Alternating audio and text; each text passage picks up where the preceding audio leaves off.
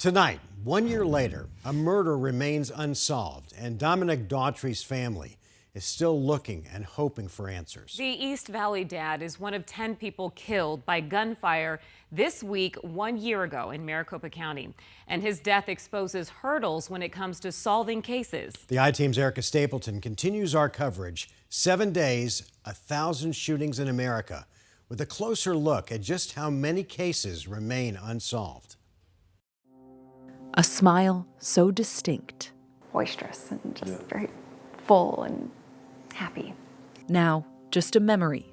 39-year-old Dominic Daughtry shot and killed the night of June 3rd, 2022, as he sat in his truck. He was parked at the Alta Vista Village apartment complex near Grand and 39th Avenues. A mystery to his family and police as to why the East Valley dad would be there in the first place. What was he doing there and what happened? And his dad, David Daughtry, and sister Tatiana Kaufman. No, that's not the only thing investigators have to figure out.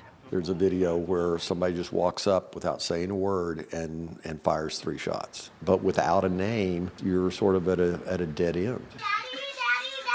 Dominic was in the prime of his life when this happened, working in construction as a project manager, doing anything for his 9-year-old daughter. He liked to go out with his daughter and shoot off rockets, and she wanted it pink. And he spent, 6 or 8 hours, getting it the way she wanted. 3, 2, 1. The void now. Blast off. Oh my goodness. Unimaginably immense. One of the toughest things is to tell a 9-year-old that her dad is dead. The past year, this case has stumped investigators. No arrests. Phoenix police begging for tips through silent witness. Somebody was there. We need your help. And in March, about 10 months after the shooting, investigators put out this surveillance footage, not of the shooting itself, which Dominic's dad said was also captured on camera, but this close-up of someone heading away from the scene. Police want to talk to this guy, but don't know who he is. It was dark outside. There's not a lot of people on the streets, so that one person that we saw on surveillance camera, we know had to have seen or heard or experienced something. Phoenix Police Sergeant Brian Bauer is one of the silent witness coordinators in Maricopa County. He couldn't disclose how many anonymous tips came in for Dominic's case, but so far, nothing they've got has led to an arrest. Too grainy, apparently, to get facial recognition, but people in that complex know who it is. I'm sure people are afraid. Or people don't care enough to reach out, not recognizing how huge a tip could be for Dominic's family. One of the biggest problems that they have is trying to find that witnesses that's willing to go in front of a court and speak about what they saw, what they witnessed. And tips aren't the only concern. And they told us just even on that first day when the detective came, he said, he was really honest and straightforward, saying a lot of these cases don't get solved. City data shows Phoenix had 223 homicide cases that year, the most the city's seen over the past 5 years.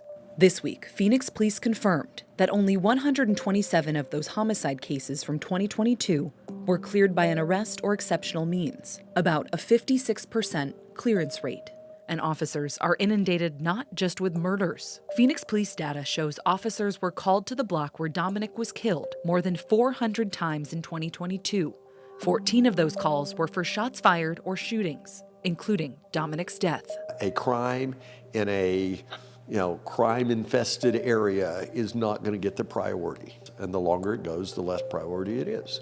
It's hard to be patient when your son or brother's murder goes months unsolved. They've been working really, hard on it, and I think the detective's really wonderful. Yeah, they're understaffed. The month after Dominic was murdered, 12 News reported that Phoenix police were down more than 500 officers, and detectives had to be pulled from other cases to help patrol the streets. There's probably evidence that if they had more people, they could have, gotten, but when it's weeks after, when you finally piece it together and say, oh, I see now where all of it happened, you go back, any evidence is gone by then. As for DNA, at the time of Dominic's murder, the Department of Public Safety reported its DNA processing backlog was 700 cases, with about a 4-month wait time, although victims' families, including Dominic's, told 12 News it seemed like they've been waiting longer. There is some DNA evidence apparently that still has not been processed, and we're at 11 months. And I've been told,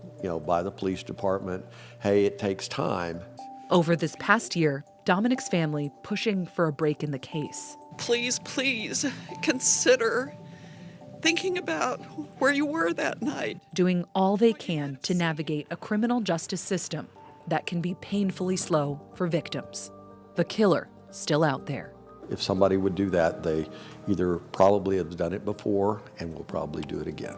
Looking back at Dominic's distinct smile provides some temporary relief for his family. All of this is really fragile. Clinging on to the good times as they tread through these uncertain ones. Nobody should have to go through that like we have.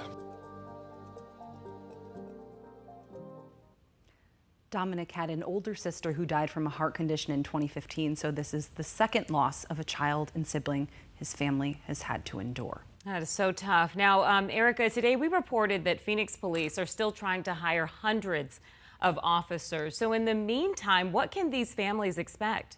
Phoenix police says they are actively recruiting, but one thing they want to stress right now is that silent witness is anonymous. You don't have to give your name. If you know anything about Dominic Daughtry's murder, you can contact 480-WITNESS or 480-TESTIGO for Spanish speakers. We're in the studio tonight. Erica Stapleton, 12 News. Erica, thanks.